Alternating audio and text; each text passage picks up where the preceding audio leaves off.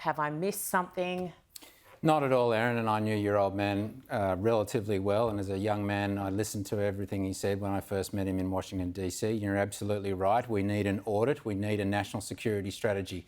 Now, let's not forget that it was Prime Minister Albanese and his government that said prior to the election and then when they were in government that Australia faces the most dire, strategic and dangerous circumstances in 80 years. And yet we can't even send a single warship to do our bit in the Red Sea. We're just not serious. We're not prepared. We're just unconcerned. And all of this in the backdrop of we found out at Senate estimates that the Chief of the Defence Force have told us that he and his department have failed in terms of recruitment and retention. We're down over 7%.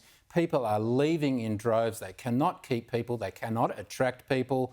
And yet we have more star generals and admirals and the top level than we've ever had in our history, but we have no soldiers and no one wants to join. And the soldiers who are still there can't stand the culture. The ones who have left are waxing lyrical about how toxic it is. Talk to me about the relationship between the Minister Department and the top brass.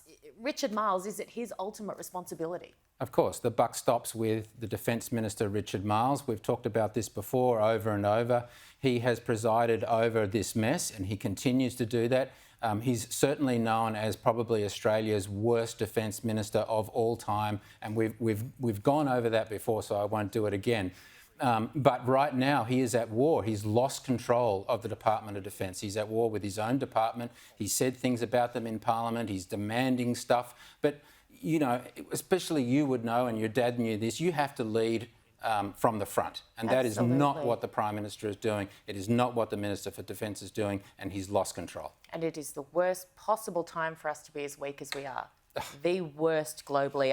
Stay tuned because I speak to Lara Trump very shortly, and her response to my question regarding Trump and his isolationist policy is, well, it should put us all on very high alert. What about a boat has reportedly hit the coast of Western Australia, an asylum seeker boat. So not only can we not defend our shores, but it seems that we can't keep our borders secure either. No, well, what does this say about Australia's readiness? What does this say about Australia's ability to even notice an asylum seeker boat come on our shores over to Western Australia? I mean, we saw this happen under the Rudd-Gillard-Rudd years, and that's why your old man, General Molan and Senator Molan, then came in and was part of Operation Sovereign Borders, which stopped those deaths at sea and stopped the people smugglers and made our borders sovereign again and it was humane. It was humane. People were dying at sea. And what this does, it doesn't matter what happens from here. The fact this boat has reached land, it will be on every pamphlet delivered to every country by scumbag people smugglers within an hour. That is how quickly they work and how quickly they utilise any weakness or any small win, regardless of what happens from here. And again, it's happening under a Labor government, but it could easily, our adversaries, our enemies could look at this and go, how easy would it be for a Special Forces group to come in and get through Australia's defences? Well, it's just been proven that it's pretty easy. Lincoln Parker, thank you so much for joining me. I really appreciate it.